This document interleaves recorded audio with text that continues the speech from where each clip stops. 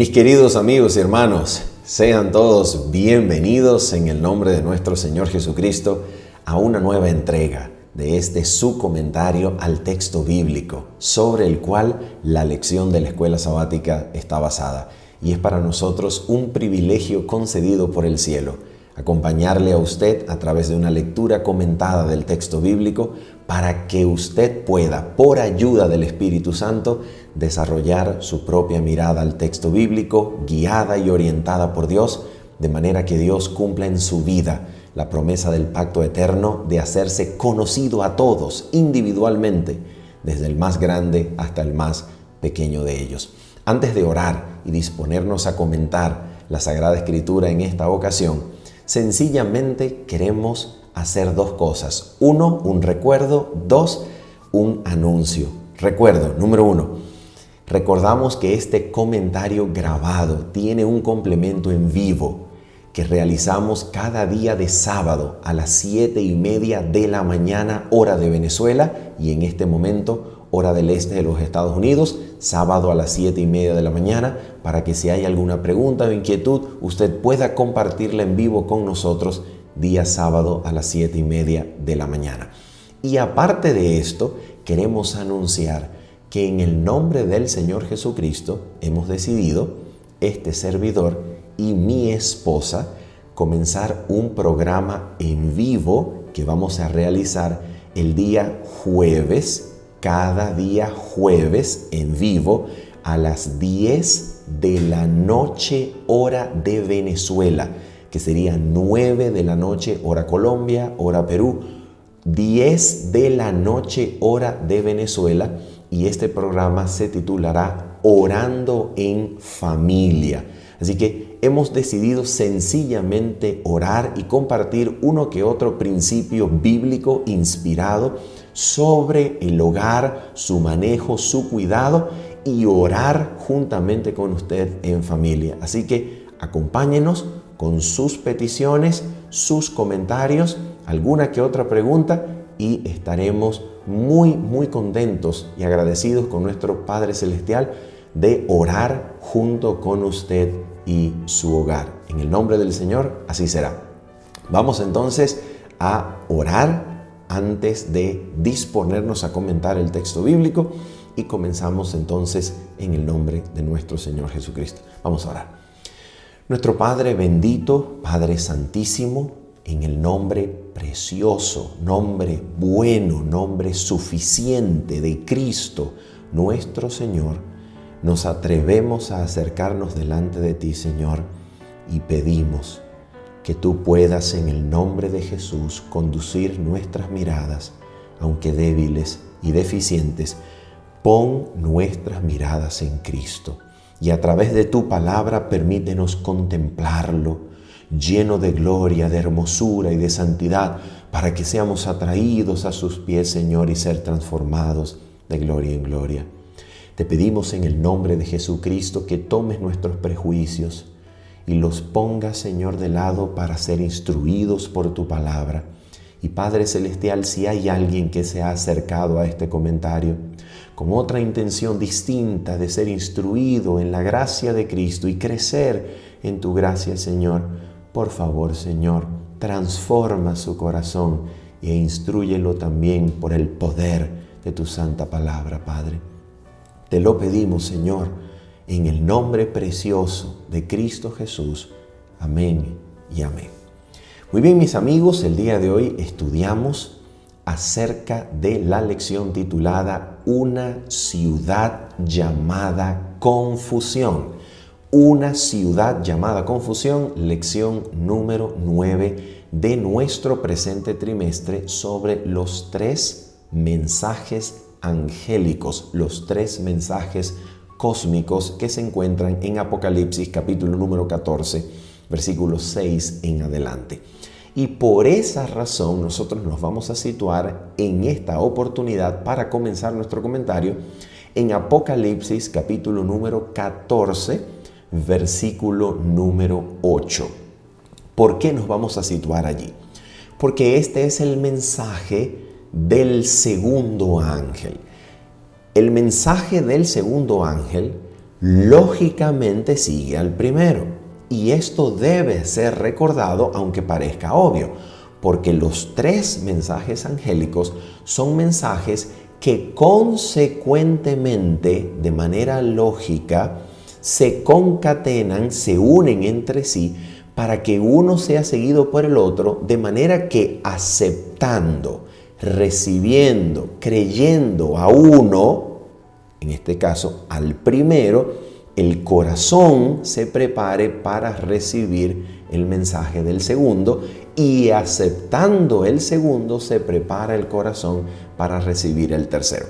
De manera que el mensaje del primer ángel, atención, haciendo un llamado a toda nación, tribu, lengua y pueblo a adorar al Creador en el contexto de la llegada de la hora de su juicio, que decide el destino eterno de cada alma que ha vivido sobre la tierra. Atención, cuando este primer ángel invita a adorar al Creador y la criatura acepta la adoración al Creador como única adoración bíblica, legítima, como el único bien para el ser humano, la adoración al Creador, la armonía con su Creador, la obediencia al Creador, el temor en el sentido de no confiar más en su propia opinión, sino renunciando a cualquier cosa preconcebida.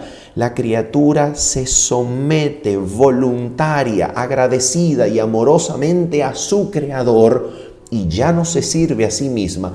Entonces, en este primer mensaje, Babilonia es expuesta, porque vamos a mirar con detenimiento que Babilonia no hace referencia solamente a un poder religioso y político, sino a una mentalidad que vamos a ver en la Escritura, que es la mentalidad satánica de adoración, servicio, gratificación al yo, la autoexaltación, el orgullo y la gratificación exaltando al yo, en donde la autoridad humana, el criterio humano, la autoridad del hombre se pone por encima de la palabra y autoridad divinas, donde el hombre entonces se exalta a sí mismo, y esta mentalidad satánica, diabólica,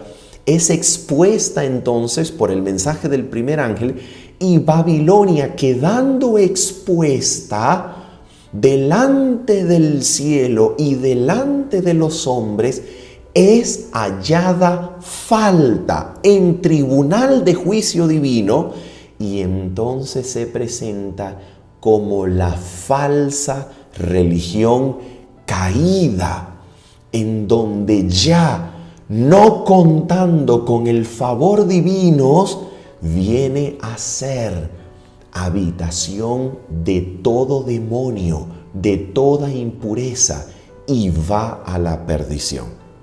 Esta caída entonces se nos presenta en Apocalipsis capítulo número 14, versículo número 8, con estas palabras. Vamos entonces a leer lo que nos dice la Escritura y señalamos aquí, resaltando el texto en su pantalla para que lo leamos. Dice el texto: otro ángel, el segundo, le siguió diciendo, y nótese este detalle textual: a diferencia del primer ángel y del tercero, aquí usted no lee en el texto de Apocalipsis capítulo 14, versículo 8, no lee que este ángel pronuncia su discurso a gran voz, en fonemegalé, diría el texto griego, en voz grande y fuerte.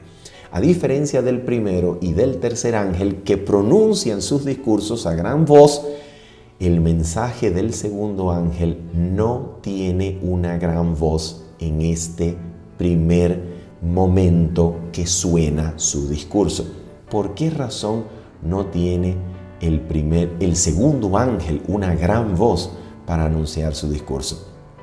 Porque en el capítulo número 18 del libro de Apocalipsis, este mensaje, unido con énfasis en el tercero, que amonesta y advierte sobre la adoración falsa a la bestia y a su imagen, este mensaje en Apocalipsis 18 vuelve a sonar, vuelve a ser repetido, y entonces se une en Apocalipsis 18, ahora sí, a una gran voz que va a alertar, amonestar toda la tierra, y de hecho alumbra la tierra con la gloria de Dios y advierte a los moradores de la tierra como último mensaje de misericordia y amonestación divinas que salgan de Babilonia, a quien Dios llama pueblo mío. Es decir, Dios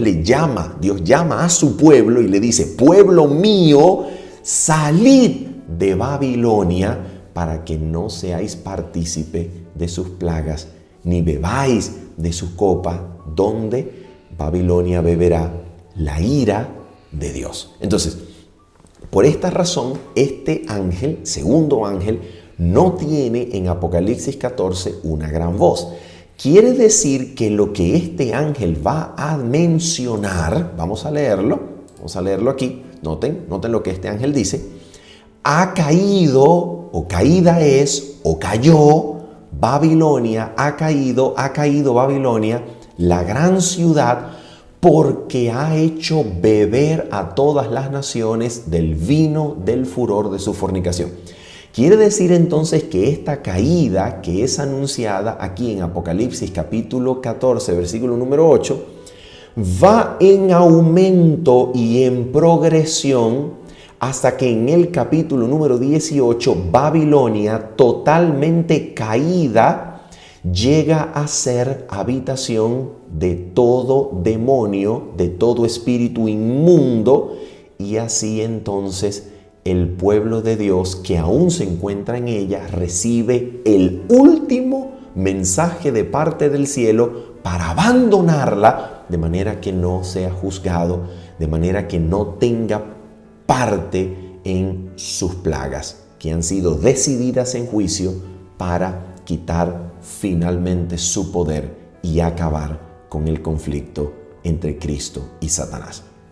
Entonces, lo que nosotros necesitamos comprender en primer lugar es qué cosa es esta Babilonia. ¿De qué habla la Biblia cuando dice que Babilonia ha caído en el contexto del mensaje del tiempo del fin de Apocalipsis? ¿Qué significa Babilonia? Y por tanto, ¿qué significa su caída? ¿Y qué significa para el pueblo de Dios que aún se encuentra en ella, que aún está en su cautiverio, en la cautividad de Babilonia? ¿Qué significa abandonarla, salir de ella para no tener parte de sus plagas? Entonces, en primer lugar, para nosotros saber qué cosa es esta Babilonia, nosotros necesitamos recordar que Apocalipsis es un libro altamente simbólico. Babilonia como ciudad fue la ciudad que llegó a su apogeo, al auge y al control del mundo durante el imperio neobabilónico, que era dirigido por Nabucodonosor, hijo de Nabopolassar. Nabopolassar era un capitán del ejército asirio. Tiene a Nabucodonosor, que se convierte en el emperador de Babilonia, que va a llevar a la ciudad a su máxima grandeza, a la construcción de sus muros maravillosos que la hacían una ciudad prácticamente imposible de vencer, imposible de sitiar, imposible de derribar.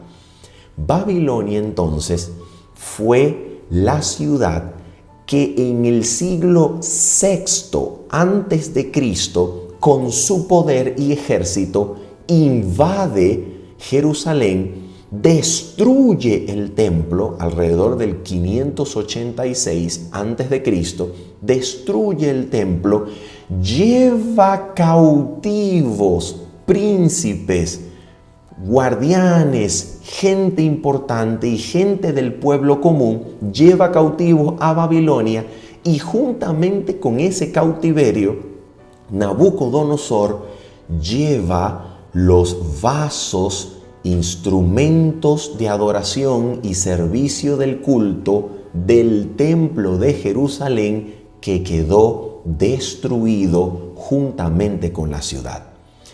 Babilonia entonces desde ese momento se convierte en el ejemplo bíblico, teológico, metafórico y simbólico de la más horrible cautividad que el pueblo de Dios pueda llegar a sufrir.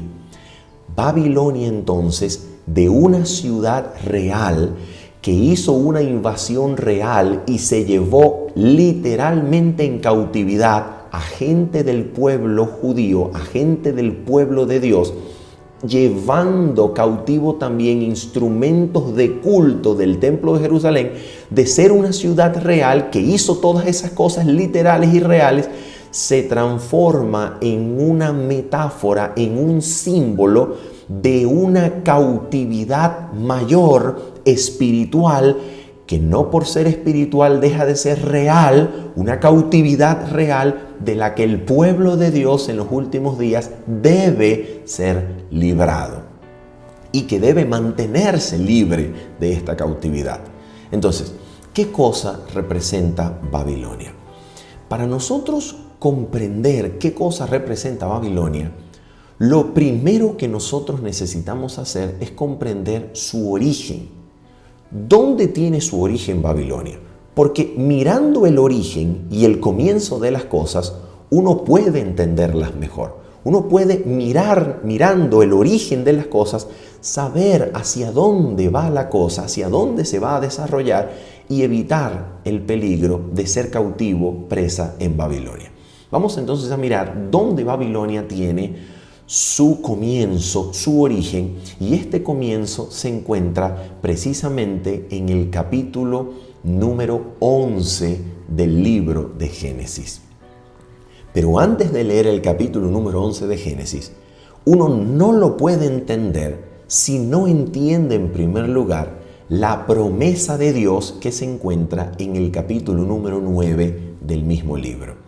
Para entender Génesis 11, vamos a leer la promesa divina hecha en Génesis 9 para Noé, manifestada para él y su familia, pero que contenía y que abrazaba en los brazos de misericordia del Padre Celestial todas las criaturas de la tierra. Por eso vamos a leer Génesis capítulo número 9, versículo número 8. La palabra de Dios dice lo siguiente, fíjate esto. Y habló Dios a Noé y a sus hijos con él, diciendo: He aquí que yo establezco mi pacto con vosotros y con vuestros descendientes después de vosotros. Y escucha todo lo que este pacto incluye como beneficiarios. Mira quién se iba a beneficiar de este pacto. Dice, versículo 10. Y con todo ser viviente que está con vosotros, aves, animales y toda bestia de la tierra que está con vosotros, desde todos los que salieron del arca hasta todo animal de la tierra. ¿Qué cosa iba Dios a prometer aquí que incluía tanto, incluso criaturas, animales de la tierra? ¿Qué cosa incluía esta promesa? Mira el pacto de Dios. Escucha esto. Dice aquí. Dice lo siguiente. Versículo 11 al 13. Estableceré mi pacto con vosotros y no exterminaré ya más toda carne con aguas de diluvio, ni habrá más diluvio para destruir la tierra. Y dijo Dios: esta es la señal del pacto que yo establezco entre mí y vosotros y todo ser viviente que está con vosotros por siglos perpetuos. Mi arco he puesto en las nubes, el cual será por señal del pacto entre mí y la tierra. ¿Qué era lo que Dios prometía en Génesis capítulo número 9? Dios prometía sencillamente no volver a traer aguas de diluvio sobre la tierra. Y como señal de este pacto, Dios entonces dio el arco, su arco iris, que se ve cada vez que hay amenaza de lluvia o gran humedad en la atmósfera. Y este pacto recuerda la promesa de Dios de no volver a destruir la tierra con aguas de diluvio. Esta era manifestación histórica del pacto eterno entre el Padre de Gloria y su Hijo Jesucristo, que incluía como beneficiarios a toda criatura de la tierra, ya que todas iban a ser beneficiadas del hecho de que la tierra mantendría sus estaciones, su clima, la siembra, la siega y todo eso. La tierra no sería destruida, y esto era manifestación del pacto eterno del Padre y de Cristo, dado aquí históricamente a Noé, a su familia, pero que incluía como beneficiarios a toda criatura de la tierra. Porque toda criatura estaría segura, ya que no habría más diluvio ni destrucción sobre la tierra por medio de aguas. Bien, habiendo dicho esto, vamos entonces al capítulo número 11 del Génesis. ¿Qué es lo que ocurre en el capítulo número 11 del Génesis? Mira lo que ocurre. Versículo número 1 en adelante. Tenía entonces, dice la escritura aquí, tenía entonces toda la tierra una sola lengua y unas mismas palabras. Y aconteció que cuando salieron de oriente, hallaron una llanura en la tierra de Sinar y se establecieron allí. La llanura de la tierra de Sinar será el lugar donde va a nacer la ciudad llamada Babel, que en el idioma caldeo significa puerta de dioses, puerta de los dioses, pero que ahora vamos a ver el significado que en el idioma hebreo bíblico recibe este nombre de Babel. Mira esto, atención, versículo número 3, dice así: y se dijeron unos a otros, vamos, hagamos ladrillo y cozámoslo con fuego. Y les sirvió el ladrillo en lugar de piedra y el asfalto en lugar de mezcla. En otras palabras, estas personas están consiguiendo materiales que hagan más fuerte y duraderos la construcción de sus manos. Ya no van a habitar en tiendas, ya no van a habitar en lugares fácilmente destruidos por el clima, por las estaciones. No, van a habitar en lugares fuertes, en lugares que prometan permanencia en el tiempo. Y ahora mira lo que va a decir aquí la Biblia, versículo número 4. ¿Qué es lo que ellos dicen? Fíjate esto. ¿Cuál es la intención? Su intención es esta, escucha esto. Y dijeron, vamos, edifiquémonos una ciudad y una torre cuya cúspide llegue al cielo, y hagámonos un nombre por si fuéramos esparcidos sobre la faz de toda la tierra. Vamos a analizar con detenimiento este texto y vamos a hacerlo comenzando por su elemento último, por si fuéramos esparcidos sobre la faz de la tierra. Esto automáticamente convierte a toda la empresa de edificación de la ciudad de Babel en una abierta rebeldía contra el plan de Dios para los moradores de la tierra. ¿Por qué? Número 1, porque en Génesis capítulo número 1, Dios al bendecir al hombre había dado la función, el propósito divino de que el hombre llenara la tierra. El hombre debía esparcirse por toda la tierra en armonía con el propósito de Dios. Pero aquí los constructores de la torre no quieren esparcirse sobre la tierra. Los constructores de la ciudad y la torre quieren aglomerarse en un solo lugar, haciéndose fuertes, haciéndose capaces de rebelarse contra el plan de Dios de esparcirse sobre la tierra, y en rebeldía con este plan van a formar una alianza, una aglomeración, una multitud de fuerza humana, un centro de poder humanos. Esto es lo que está sucediendo. Un centro de poder basado en la fuerza humana y en la unión del hombre con el hombre. Un centro de poder que se rebela contra el plan de Dios de llenar la tierra. Pero no solamente esto. Aquí los constructores van a edificar una ciudad con el propósito, mira lo que dice aquí el texto, de hacerse un nombre. Esto debe entenderse en el contexto de Génesis capítulo número 12, atención, en donde Dios le prometerá a un hombre engrandecer su nombre. Por medio de Abraham, a este hombre Dios le promete una descendencia que va a engrandecer el nombre de Dios y al mismo tiempo multiplicaría esta descendencia y la haría una gran nación. Estos hombres, sin embargo, están actuando en contra del propósito de Dios al formarse, al hacerse para sí un nombre. En otras palabras, estos hombres están actuando con el motivo del orgullo.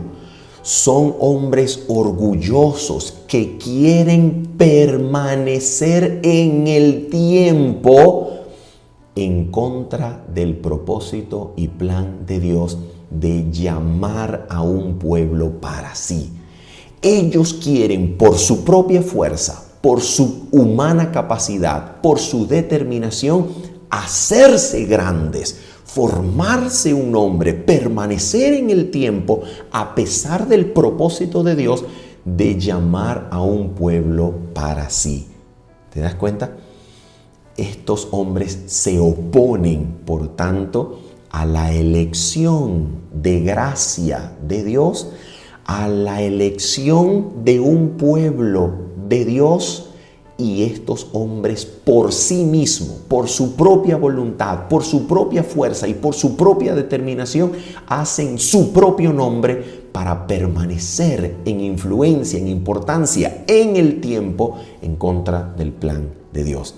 Y nuevamente, uno de los elementos es que esta ciudad tendría una cúspide que llegase al cielo, una torre que alcanzase el cielo. Y la pregunta es, ¿para qué? ¿Para qué cosa esta torre ha de tener una cúspide para alcanzar el cielo? Oh, muy importante. Haciendo una cúspide para alcanzar el cielo, los hombres creyeron ser capaces de conseguir las causas físico-naturales del diluvio, de las aguas derramadas, para así poder explicar el diluvio por medio de causas físico-naturales, dejando de lado, sacando de la ecuación del diluvio la causa de Dios y su juicio, para hacer y crear un paradigma, una mentalidad puramente materialista que echara por fuera a Dios y dejase en manos de los hombres la capacidad de interpretar el mundo y sus fenómenos.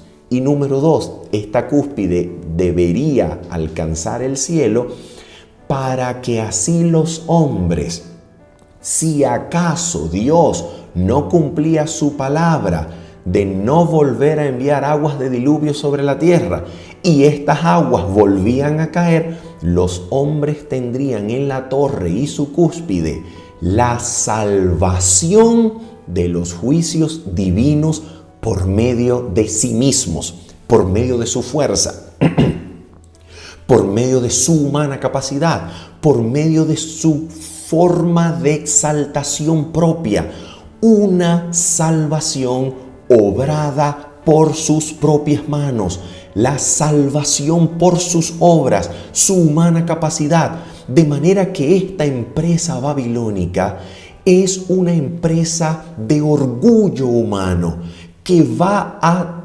poner de lado la promesa divina, va a negar el pacto, va a negar la gracia, va a negar la autoridad, la veracidad de la palabra de Dios y va a aferrarse a un método de salvarse a sí mismo, a un método de exaltar la autoridad humana, a un método de darle realce a la sabiduría humana, a un método de proponer un plan humano, una fuerza humana, y así Babilonia se convierte en la humanidad, la mentalidad humana que se rebela contra la autoridad de Dios, contra la palabra de Dios, que niega la gracia y busca establecer un sistema de salvación propia independiente de la sumisión a Dios y a su autoridad. Esto es Babilonia. ¿Y qué es lo que entonces resulta de todo esto? Un juicio de Dios. Dios entonces en el capítulo número 11, versículo número 5 dice que descendió para ver la ciudad y la torre que edificaban los hijos de los hombres. ¿Y qué ocurrió? ¿Qué aconteció? Esto trae un juicio de Dios en el cual Dios decide descender, confundir sus lenguas, y entonces resulta que la ciudad es llamada Babel, que del idioma caldeo, puerta de dioses, se transforma en el hebreo confusión, de la palabra hebrea balal, que quiere decir confundir, porque en ese lugar Jehová confundió el lenguaje de los hombres de la tierra.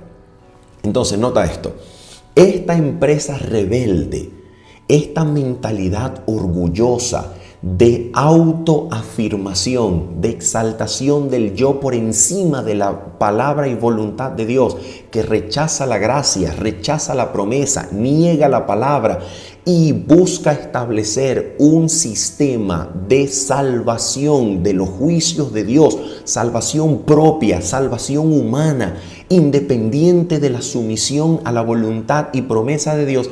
Este sistema es llamado por la Biblia confusión, porque no lleva a nada, porque es un sistema solamente rebelde, porque es un sistema que no lleva a ningún lugar acertado, solamente lleva a la perdición. Y este es el origen de Babilonia. ¿Dónde tiene su idea fundamental Babilonia y este sistema humano de exaltación propia, de salvación propia, que niega la gracia, niega la palabra, niega la autoridad de Dios y no se somete a Él? ¿Dónde tiene su origen fundamental? Nota lo que dice el texto bíblico que vamos a encontrar en Isaías, capítulo número 14. Vamos allá. Isaías, capítulo número 14. Y vamos a comenzar a leer en el versículo número 4 para luego saltar al versículo número 12 en adelante. Dice la palabra de Dios en Isaías capítulo 14, versículo número 4. La razón por la que citamos este versículo es para mencionar, para dejar claro quién es la audiencia, quién es el receptor del capítulo 14 de Isaías. Y mira lo que dice el texto, Isaías 14, versículo 4. Dice: pronunciarás este proverbio contra el rey de Babilonia y dirás, ¿cómo paró el opresor? ¿Cómo acabó la ciudad codiciosa de oro? Y precisamente entonces mira quién es el autor de esta mentalidad, de este sistema de exaltación propia. Mira quién es. Versículo número 12 hasta el versículo número 14. Comparándose con el rey de Babilonia, mira cómo es descrito el mismo autor del mal, del egoísmo y de la exaltación propia, el mismo diablo y Satanás. Mira cómo es descrito. Comparándose con el rey de Babilonia, dice: ¿cómo caíste del cielo, oh lucero, hijo de la mañana? Cortado fuiste por tierra, tú que debilitabas a las naciones. Tú que decías en tu corazón: subiré al cielo, en lo alto, junto a las estrellas de Dios, levantaré mi trono, y en el monte del testimonio me sentaré a los lados del norte. Sobre las alturas de las nubes subiré y seré semejante al Altísimo. Noten entonces quién es el autor fundamental de la mentalidad babilónica.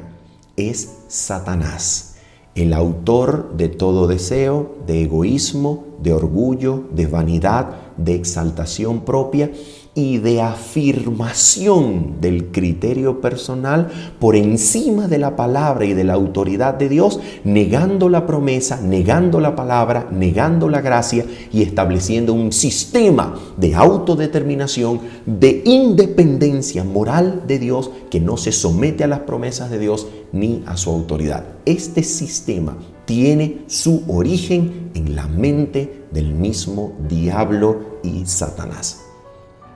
Por eso es tan terrible y tan peligroso. Ahora, esta Babilonia, entonces, esta mentalidad, este sistema de falsa religión, este sistema falso de engrandecimiento humano, este sistema falso de orgullo, de exaltación propia, de gratificación del yo, de vanidad, de afirmación de la voluntad, de la sabiduría, de la opinión humana por encima de Dios, de su palabra, de su gracia. Esta mentalidad diabólica es la mentalidad que ha controlado y dirigido a los poderes religiosos, políticos, que se han hecho sobre el pueblo de Dios para controlar, para perseguir y para coartar libertades durante los siglos. Y es por esa razón que Apocalipsis 17 la identifica como una mujer es símbolo de religión, una mujer es símbolo de pueblo en relación con Dios.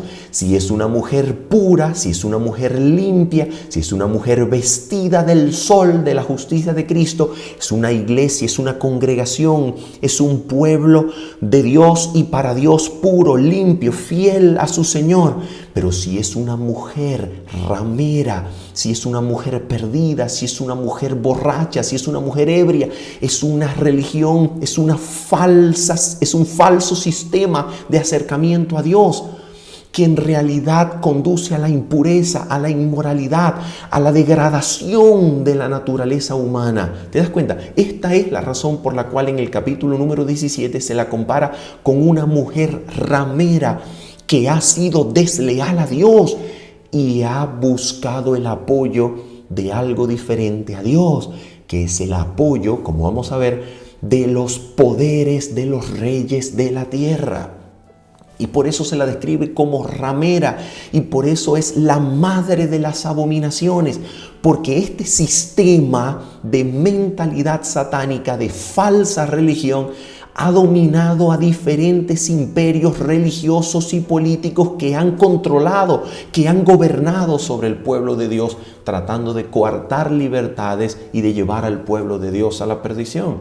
Y es por esa razón que vamos ahora a Apocalipsis capítulo número 17, donde nosotros vamos a conseguir lo que la Escritura nos enseña en relación a este terrible, terrible poder. Vamos allá, Apocalipsis capítulo número 17, y vamos a comenzar con el mismo versículo número 1, donde se nos comienza a identificar la forma en la cual esta mentalidad diabólica y satánica ha operado sobre los poderes, sobre los imperios religiosos y políticos que Satanás ha usado para perseguir, para hacer sufrir al pueblo de Dios. Mira lo que dice aquí. Apocalipsis capítulo 17, versículo 1 hasta el versículo número 2. ¿Qué dice? Vino entonces uno de los 7 ángeles que tenían las 7 copas, donde está derramadas las plagas postreras, donde se consuma la ira de Dios. En otras palabras, esto es un paréntesis en la escena de juicio. Esto es un paréntesis. El capítulo 17 y el capítulo 18 de Apocalipsis es un paréntesis que describe e identifica el poder satánico que recibirá la ira de Dios, que ha sido vaciada pura en el cáliz de su ira, contenido en las 7 plagas postreras. Entonces dice aquí, vino entonces uno de los 7 ángeles que tenían las 7 copas y habló conmigo diciéndome, mira esto, ven acá y te mostraré la sentencia contra la gran ramera. Ahora mira, ¿dónde está sentada? La que está sentada sobre muchas aguas. De manera interesante, Juan escucha la invitación de contemplar una ramera que está sentada sobre muchas aguas. De manera interesante, cuando Juan ve, atención, cuando Juan ve la ramera, mira entonces cómo la ve. Versículo número 3. Y me llevó en el espíritu al desierto. Este desierto no es solamente un lugar geográfico, es un lugar profético, temporal, que describe un momento en la historia de este poder cuando, como dirá más adelante el profeta, la bestia es y no es, porque el desierto ha ayudado a la mujer que huye del río que sale de la boca del dragón y de la bestia, y este desierto ha apaciguado las persecuciones, de manera que este poder es en el sentido de que existe, está vivo, pero no es en el sentido de que no persigue con toda su furia, no persigue como antes, pero va a volver a ser o a resucitar en el sentido de que recuperará su poder antiguo para perseguir. Por eso el desierto no es solamente un lugar geográfico al que el profeta es trasladado, sino es un lugar profético temporal en donde la bestia tiene el estatus de ser porque está viva, pero no es porque no persigue, porque el desierto ha ayudado a la mujer, la tierra seca ha ayudado a la mujer, y la iglesia está en una paz temporal en donde no está siendo perseguida, pero volverá a ser perseguida. ¿Te das cuenta? Entonces este es el desierto. Entonces dice, me llevó en el espíritu al desierto y vi una mujer. Fíjate, cuando escucha la invitación a mirar la mujer, la invitación dice que la mujer está sentada sobre muchas aguas, pero cuando él la ve sentada ¿sobre qué? Sobre una bestia escarlata. ¿Cómo es esto posible? ¿Está sentada, pregunto, está sentada sobre aguas o está sentada sobre una bestia? ¿Sobre quién está sentada? Lo que ocurre aquí es que el simbolismo se está ampliando. Y como diría Apocalipsis capítulo número 13, vamos a ir al versículo número 14 rápidamente. Apocalipsis capítulo número 13 y vamos a leer el versículo número 14. Fíjate esto. Mira esto. Esto es clave para identificar sobre quién está sentada la mujer. ¿Sobre aguas o sobre una bestia? Mira lo que hace el simbolismo aquí. Apocalipsis 13:14 dice: y engaña a los moradores de la tierra con las señales que se le ha permitido hacer en presencia de la bestia, mandando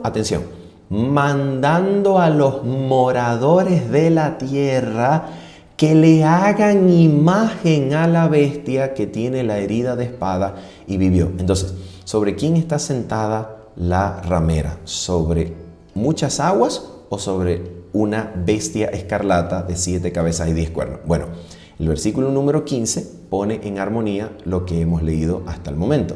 Dice el versículo número 15. Me dijo también, las aguas que has visto donde la ramera se sienta son pueblos, muchedumbres, naciones y lengua. Entonces, la pregunta es, ¿sobre quién está sentada la mujer? ¿Sobre muchas aguas que representan muchedumbres, pueblos, naciones, moradores de la tierra? ¿O sobre una bestia que representa el poder usado por Satanás, religioso, político, para presionar, perseguir y hacer sufrir al pueblo de Dios? ¿Sobre quién está sentada la ramera? La verdad es que está sentada sobre moradores, sobre pueblos, sobre multitudes, precisamente porque es con el poder de los seres humanos, con el poder de la muchedumbre, con el poder de la popularidad, con el poder de muchas gentes, que Satanás logra hacer un poder religioso político para perseguir al pueblo de Dios. ¿Te das cuenta? Por eso la bestia, que representa poder religioso y político que persigue al pueblo de Dios, está formada por moradores, por muchedumbre de gentes, y por esa razón la mujer se sienta sobre aguas, que son muchas gentes, y sobre la bestia al mismo tiempo. Porque a través de los moradores de la tierra, en grande número, Satanás levanta poderes religiosos y políticos para perseguir al pueblo de Dios. Vamos entonces de nuevo a Apocalipsis capítulo número 17, porque hay algo interesantísimo que necesitamos introducir y comentar con respecto a este punto. Escucha esto. ¿Qué es lo que dice de la ramera el capítulo 17? Fíjate esto. Dice así, mira lo que dice. Con la cual han fornicado los reyes de la tierra, y los moradores de la tierra se han embriagado con el vino de su fornicación. ¿Qué es lo que está describiendo aquí la Biblia? Escucha esto. Nosotros deberíamos leer Apocalipsis 17 y esta descripción de una ramera, de una mujer de mala vida que, atención, da un vino para embriagar a los moradores de la tierra y embriaga a los reyes y a los poderosos. Nosotros deberíamos leer este capítulo en armonía con el capítulo número 5 del profeta Daniel. ¿Por qué? Porque en el capítulo 5 del profeta Daniel, el rey de Babilonia, en ese momento Belsasar, sucesor de Nabucodonosor, Belsasar, en el capítulo 5 del libro de Daniel, hace un banquete. Y ese banquete es con los hombres grandes de la tierra, con los grandes príncipes, con sus concubinas, con sus mujeres. Y en ese banquete bebe vino en los vasos del templo, cautivos, el templo de Jerusalén, vasos del templo que están en Babilonia, y bebe vino embriagante para continuar con su licenciosa fiesta llena de abominación, de idolatría, de orgías. Y mira lo que dice exactamente Daniel capítulo número 5. Vamos allá, Daniel capítulo número 5. Vamos a leer algo interesantísimo en este pasaje. Mira lo que nos dice acerca de esta fiesta de licenciosidad, de orgía, de inmoralidad, donde el vino los embriaga y los hace desafiar la misma autoridad de Dios, llamando a beber vino en los mismos vasos del templo de Jerusalén. Miren lo que dice el pasaje. Atención.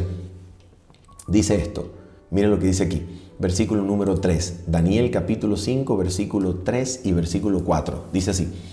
Entonces fueron traídos los vasos de oro que habían traído del templo de la casa de Dios que estaba en Jerusalén. Escucha.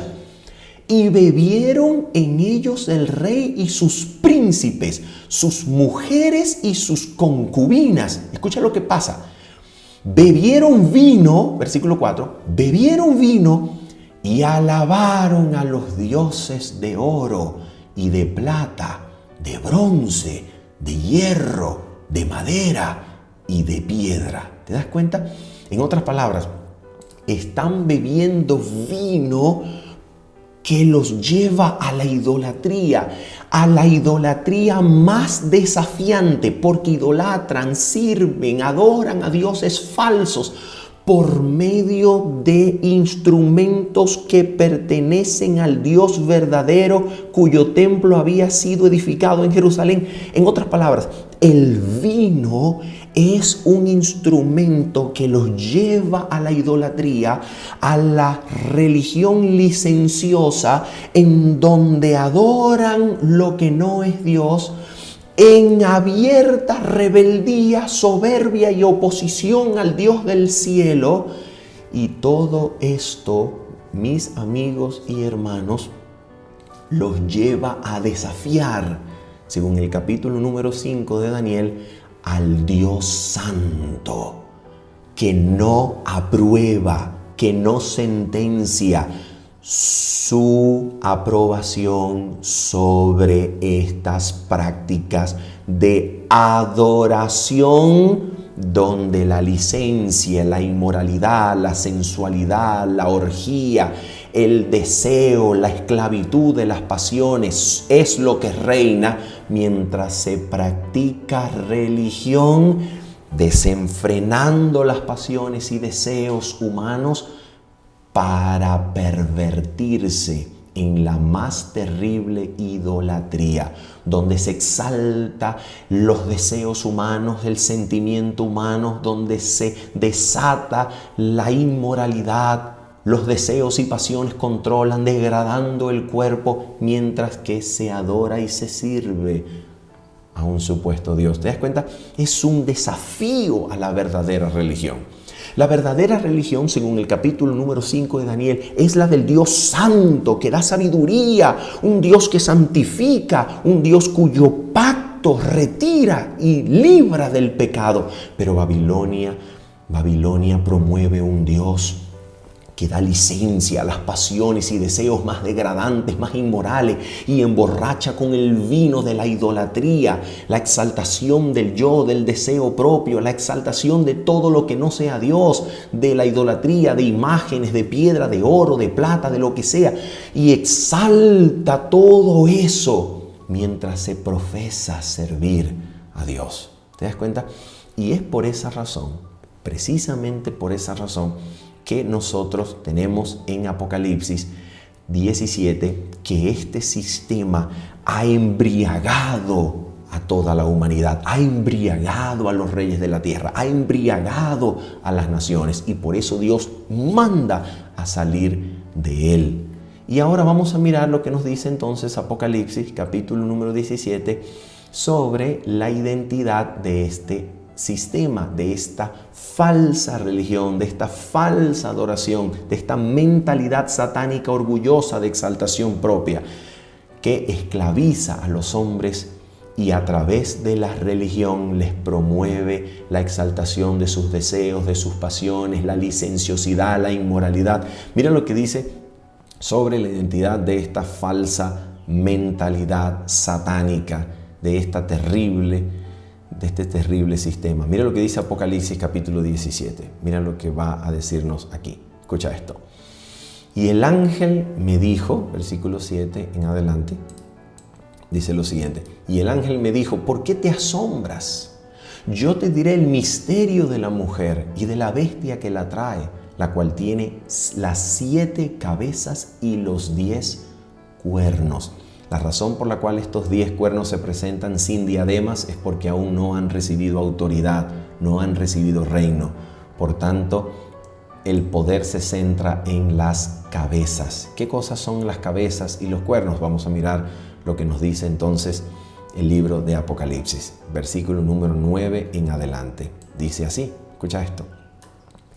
Esto para la mente que tenga sabiduría. Las 7 cabezas son 7 montes. Las 7 cabezas de la bestia, fíjate, son 7 montes sobre los cuales se sienta la mujer. Entonces, fíjate, estos montes van a ser poderes, como dice el versículo número 10, y son 7 reyes 5 de ellos han caído, uno es y el otro aún no ha venido, y cuando venga es necesario que dure breve tiempo. Entonces, estas cabezas son 7 montes, son 7 poderes, 7 reyes, 7 imperios, sobre los cuales la mentalidad satánica babilónica de exaltación propia, de falsa religión, de falsa adoración, ha controlado y dominado todos estos poderes que se levantan para perseguir durante la historia al pueblo de Dios.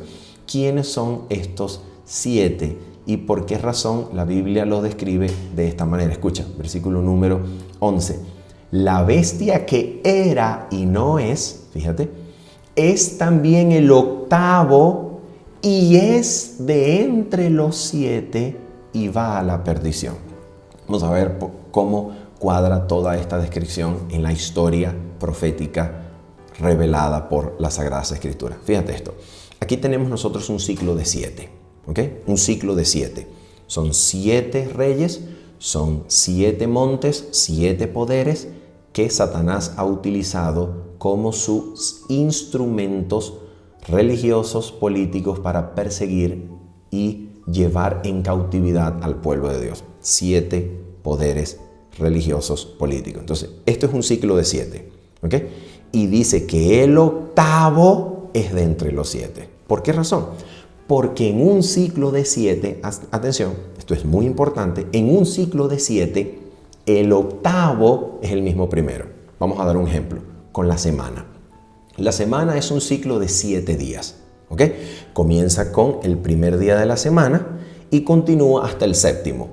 El octavo día, siendo que es un ciclo de 7, repite el primero. Es decir, el octavo día en un ciclo de 7 es la repetición del primero. Esto es muy importante porque ahora vamos a contar. ¿Dónde comenzamos a contar? Debemos comenzar a contar con Babilonia. ¿Por qué? Porque Apocalipsis 17 es una alusión a Apocalipsis capítulo número 5, donde se describe el momento histórico en el cual el reino de Babilonia es reemplazado por los medos y los persas. El capítulo 17 es una alusión clara al capítulo 5 del libro de Daniel. Pero no solamente eso. En el escenario profético de Daniel 2, Daniel 7, los imperios comienzan a ser contados desde Nabucodonosor, rey de Babilonia. Por tanto, hacemos bien en comenzar a contar desde Babilonia. Recuerden, un ciclo de 7, donde el octavo repite el primero. Escucha esto. Entonces tenemos el ciclo de 7. Cuando Juan lo ve en el desierto, en este periodo temporal donde la bestia es y no es decir, está viva, pero no persigue porque ha recibido una herida de muerte, según el capítulo 13 de Apocalipsis, la bestia entonces está viva, pero no persigue. Por tanto, se dice que 5 han caído, una es, pero no persigue. Vamos a mirar entonces qué cosa hace justicia a esta descripción profética. Comencemos a contar. Número 1, Babilonia. Babilonia, comenzamos a contar de Babilonia. Recuerden, 5 han caído. Babilonia. Número 2, Medo-Persia. Número 3, Grecia. Número 4, Roma. ¿Qué Roma es esta? La Roma imperial. La Roma de los Césares, de los emperadores.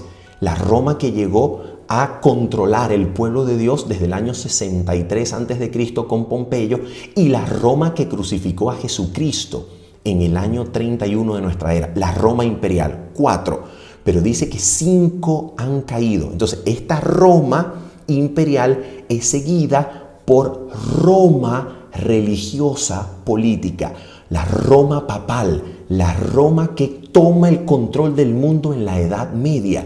Y desde la caída del Imperio Romano llega a ser la heredera de Roma pagana, de Roma imperial, pero ahora como un sistema religioso y político que controla el mundo, la Roma de los papas, la Roma papal. Entonces, cuando Juan ve a la bestia, la Roma papal ya ha caído también, porque Juan ve a la bestia durante el desierto, durante el tiempo en que la tierra traga el agua que sale de la boca del dragón y ayuda a la mujer. Entonces, Juan ve a la bestia, incluyendo a Roma papal, como habiendo ya caído. 5 han sido. Y ahora uno es. ¿Por qué uno es? Porque este que ha caído, Roma papal, todavía está vivo, pero no tiene el poder para perseguir. Por eso es y no es. Por eso la descripción de que aunque ha caído, 5 han caído, uno es. La bestia que era y no es. Sin embargo, fíjate, es al mismo tiempo el octavo. ¿Por qué? Porque esta Roma, que no persigue, pero que está viva, retomará de nuevo en el escenario profético su lugar como séptima cabeza para perseguir, su lugar como cabeza para perseguir al pueblo de Dios. Por tanto, será una resurrección de su antiguo poder, y entonces, al mismo tiempo que es de los 7, es también el octavo. Recuerden, el octavo repite el número 1 y llega a ser la Roma resucitada, papal, perseguidora, que toma de nuevo el control del mundo, siendo la séptima. Es al mismo tiempo el octavo, la Babilonia espiritual, que llevará el mundo a su perdición y desde donde el cual el pueblo de Dios tiene que salir. Por eso es el octavo, repite el primero, es de los 7, es al mismo tiempo el séptimo, pero al resucitar recibe el número de octavo, número 8 de resurrección, y al mismo tiempo repite el ciclo, llegando a ser la Babilonia de los últimos tiempos, englobando y abrazando en su seno, como la Roma papal perseguidora que recupera el control del mundo, abraza a todas las demás religiones que, como hijas de Roma, se levantan contra el pueblo de Dios y recuperan el poder para dominar el mundo, haciendo una imagen de la bestia de Apocalipsis capítulo número 13. ¿Y quién le da el poder? Según Apocalipsis capítulo número 17, vamos a mirar, versículo número 12, ¿quién le da el poder para volver a perseguir, para volver a resucitar a su antiguo poder, para llegar a ser nuevamente Babilonia, pero ahora Babilonia que incluye otros poderes, como los poderes políticos, que vamos a ver, como todo poder religioso apóstata? Y ahora mira lo que dice el versículo número 12 de Apocalipsis 17. Dice aquí: y los 10 cuernos que has visto, cuernos sin diadema, porque todavía no tenían autoridad, no tenían reino, dice, y los 10 cuernos que han visto son 10 reyes que aún no han recibido reino sobre todo el mundo, no han recibido reino sobre toda la humanidad, pero por una hora recibirán autoridad como reyes juntamente con la bestia. Esta es una descripción, Apocalipsis 17:12, es una descripción de lo que sucede en Apocalipsis capítulo 13, versículo 11 en adelante, donde hay una bestia descrita e identificada por 2 cuernos como de cordero, que tiene como función devolver su poder y autoridad a la bestia que había recibido herida de muerte, para hacer una imagen en el presente y resucitar el antiguo poder y persecución de la primera bestia de Apocalipsis 13. Esto es exactamente lo que está sucediendo aquí en Apocalipsis 17, versículo 12. ¿Quiénes son estos 10 reinos? Estos 10 cuernos. Estos 10 cuernos son reinos, poderes políticos, civiles, que provienen de estados, de naciones, donde la religión y el Estado habían estado separados, pero ahora, dirigidos por los Estados Unidos de Norteamérica, van a aliarse para dar su poder civil, su poder político a la bestia que tenía herida de muerte, la hacen resucitar, se forma una imagen del antiguo sistema romano medieval, y entonces este sistema va a la perdición, restaurando la falsa adoración, restaurando el poder para dominar toda conciencia, el poder para controlar el mundo en todas sus fases sociales, económicas, políticas. Y este es el poder en donde, con el poder religioso de Roma papal dirigiendo todas las cosas, con el poder religioso del protestantismo apóstata y el poder espiritual del espiritismo demoníaco, se une ahora con el poder civil y forman una gran coalición, la Gran Babilonia, que va a perseguir al pueblo de Dios de los últimos días, y desde donde el cual el pueblo de Dios tiene que salir. ¿Cuál es lo común en todos estos sistemas, comenzando desde Babilonia, pasando por Medo-Persia, Grecia, Roma, Roma papal, Roma resucitada a su poder, Roma que no es, y Roma vuelta a resucitar a su poder. Y finalmente esta gran coalición que es Babilonia, la octava, repite la primera, esta gran Babilonia. ¿Qué es lo común en todo esto? Lo común es la mentalidad satánica que dirige al hombre a una falsa seguridad de autoafirmación, de adoración propia, de exaltación del yo, de exaltación de la autoridad, pensamientos, sistemas, sabiduría humana por encima de Dios y de su palabra, que niega la gracia, niega el pacto y da de beber a los hombres una falsa religión que embriaga, que mientras se profesa servir a Dios, se vive en la más terrible licencia, degradación, esclavitud de los deseos, de pasiones, de la opinión propia, de la sabiduría propia. Y de esto, solamente el poder del Evangelio eterno, del Evangelio santo puede librar. Por eso el ángel de Apocalipsis 18, al iluminar la tierra con la gloria de Dios, invita al pueblo de Dios que todavía se encuentra en Babilonia a salir de él, porque este ángel de Apocalipsis 18 es el ángel que ilumina el mundo entero con el mensaje de la justicia de Cristo, la justificación por la fe, el Evangelio eterno y santo, que nos lleva a reconocer nuestra incapacidad, nuestra insuficiencia, nuestra absoluta dependencia de Dios para vivir, para respirar, para salvarnos. Y al darnos el mensaje bendito de la justicia de Cristo, nuestro orgullo es dejado en el polvo de la tierra y de allí somos levantados para crecer de gloria en gloria solo por el poder de Cristo, no por el poder humano, no por la determinación. Por eso el mensaje de la justicia de Cristo, que enfatiza la incapacidad, absoluta incapacidad humana de salvarse a sí mismo, este mensaje es quien libera, quien nos saca de la esclavitud de Babilonia.